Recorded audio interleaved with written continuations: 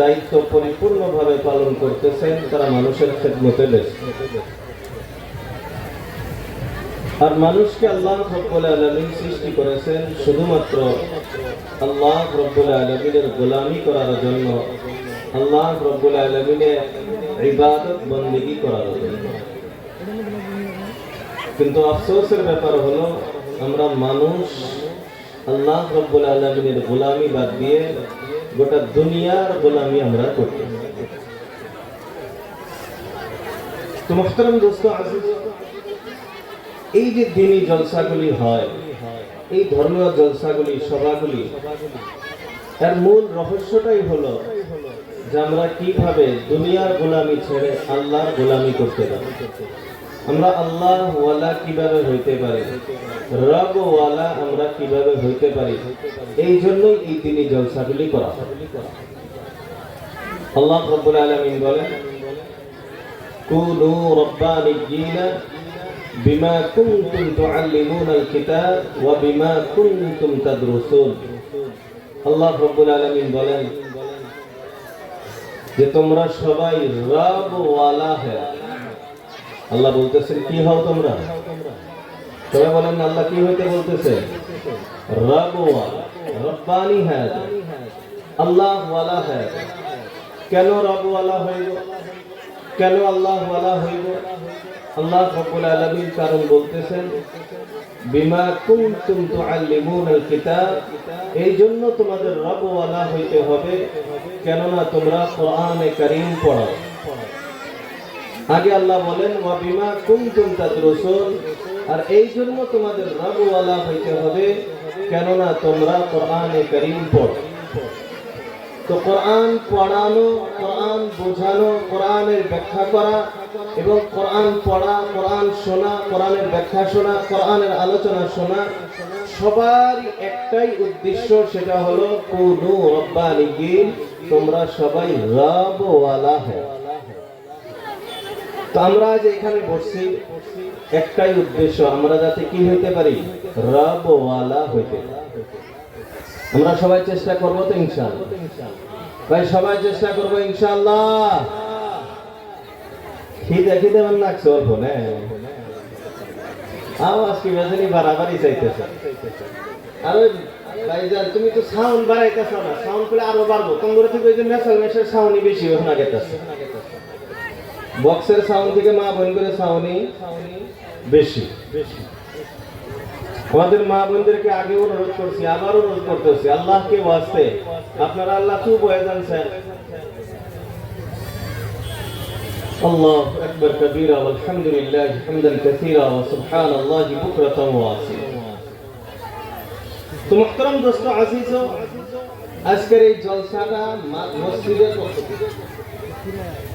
তো আমি মনে মনে ভাবছিলাম যে মসজিদের বিষয় নিয়ে কিছু আলোচনা করব। তারপরে আবার ইমাম সাহেব আমার কইতেছে হুজুর মা বোন মেলা আইছে, আল্লাহ মা বোনের বিষয় বলছে, ইদ্রিস ভাই ইনশাআল্লাহ মসজিদের বিষয় তো বলি। ইদ্রিস ভাই আলহামদুলিল্লাহ উনি আপনাদের অঞ্চলেরই তো, নাকি এই অঞ্চলের মানুষই তো, এটা আপনাদের অঞ্চলের গৌরব। হাফিজ ইদ্রিস সাহেব এটা আপনাদের অঞ্চলের গৌরব।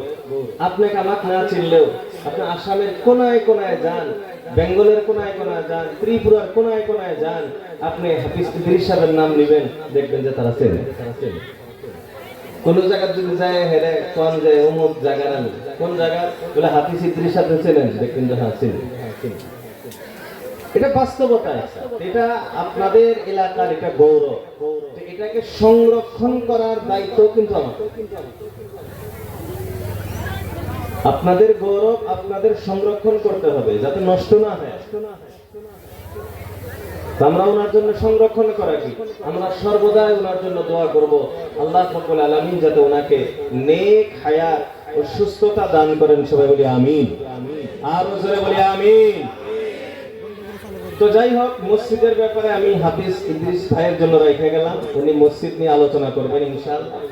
আমি টুটা ফুটা মা বোনদের বিষয় নিয়ে কি জিম্মাদারি, আমাদের কি জিম্মাদারি, সংসারে কি জিম্মাদারি, স্বামী স্ত্রীর কি জিম্মাদারি, এই ব্যাপারে সামান্য কিছু আলোচনা করি। রাজি আছি তো ইনশাআল্লাহ? আল্লাহ আমাদের কবুল করুক, সবাই বলি আমিন। মুহতারাম দোস্ত আজিজ, আল্লাহ রব্বুল আলামিন পুরুষকেও সৃষ্টি করেছেন, নারীকেও সৃষ্টি করেছেন। আল্লাহই তো বানাইছেন নাকি? কে তোর মাটি ফেটে বানায়? আল্লাহই বানাইছে। তো আচ্ছা, পুরুষ এবং মহিলা এই দুটা কি একই একই না আলাদা আলাদা? সবাই বলেন না, আলাদা না একই? শারীরিক ভাবে, মানসিক ভাবে, জন্মগত ভাবে আলাদা না একই? সবাই বলেন না, আলাদা তো। এই কথাটা আল্লাহ রব্বুল আলামিন কোরআনে কারীমের ভিতরে বলতেন।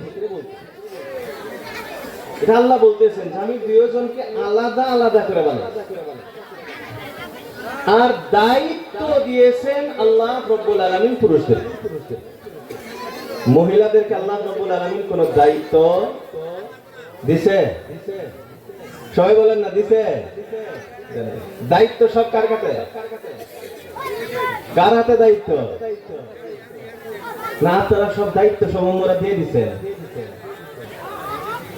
বাড়ি ঘরে সংসারে সব দায়িত্ব মোরা দিয়ে দিছে, এই জন্য সব চুপ। আঙ্গুরও তো দায়িত্ব নাই, কই এই মেল কি হবে না, কই এই মেল কি হয়। ভাই দায়িত্ব কার হাতে? আওয়াজ দিতেছে না, বুঝতেছি না।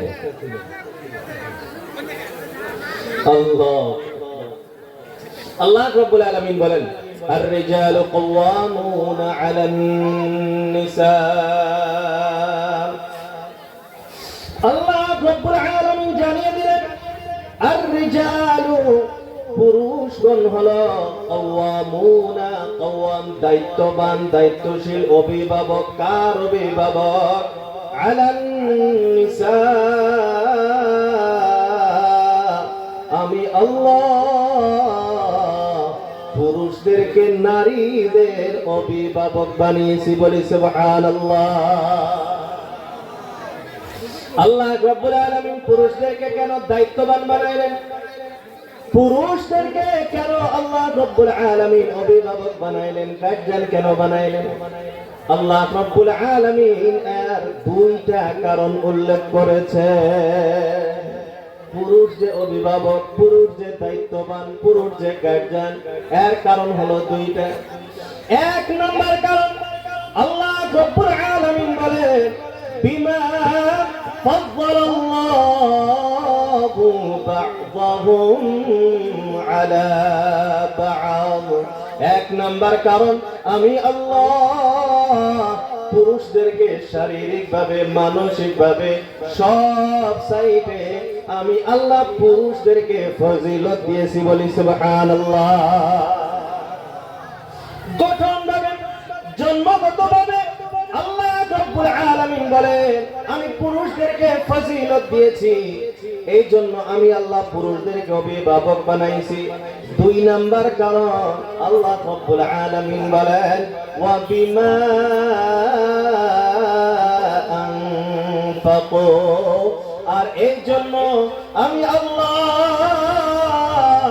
পুরুষদেরকে দায়িত্ববান বানাইছি, অভিভাবক বানাইছি। কারণ পুরুষেরা নিজের সম্পদ থেকে স্ত্রীর উপরে খরচ করে। পুরুষ কি করে? সবাই বলেন না, পুরুষ কি করে? খরচ করে, খরচ করে। এই জন্য আল্লাহ রাব্বুল আলামিন পুরুষদেরকে অভিভাবক বানাইলেন, গার্জিয়ান বানাইলেন। এখন যদি আপনি কোন যে না হুজুর আমি খরচ করি না, তাহলে আপনি পুরুষ। কোন পুরুষ যদি তার স্ত্রীর উপরে খরচ না করে, সন্তানের উপরে খরচ না করে, তাহলে সে পুরুষ। কথা কয় না। পুরুষ ওই ব্যক্তি যে খরচ করে। এখন আর একটা জবাব দেন, খরচ করতে হইলে কামাই করার দরকার আছে না? না কামাই ছাড়া এই খরচ করা যায়? তাহলে খরচ করার দায়িত্ব যদি আল্লাহ রাব্বুল আলামিন পুরুষদেরকে দিয়েছেন, তো কামাই করার দায়িত্ব কি মা বোনদের? খরচ করার দায়িত্ব যদি পুরুষের, তো কামাই কে করবে? সবাই বলেন না, কে করবে? পুরুষরাই করবে। এখন কামাই করাটা মুসলমানদের জন্য এটা হলো ফরজ ইবাদত। কামাই করা কি মুসলমানের জন্য? সবাই বলেন না, মুসলমানের জন্য কামাই করা ফরজ। কোরআনে কারীমের ভিতরে আল্লাহ রাব্বুল আলামিন কামাইয়ের কথা বলছেন, হাদিসের ভিতরে আল্লাহ রাসূল আল্লাহর হাবিব সাল্লাল্লাহু আলাইহি ওয়াসাল্লাম কামাইয়ের কথা বলেছেন। আল্লাহ রাব্বুল আলামিন বলেন, فإذا قضيت الصلاة فانتشروا في الأرض وابتغوا من فضل الله الله رب العالمين বলেন فإذا قضيت الصلاة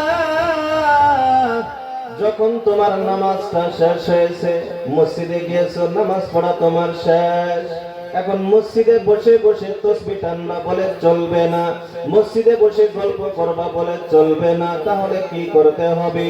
আল্লাহ রাব্বুল আলামিন বলে ফান্তাশিরু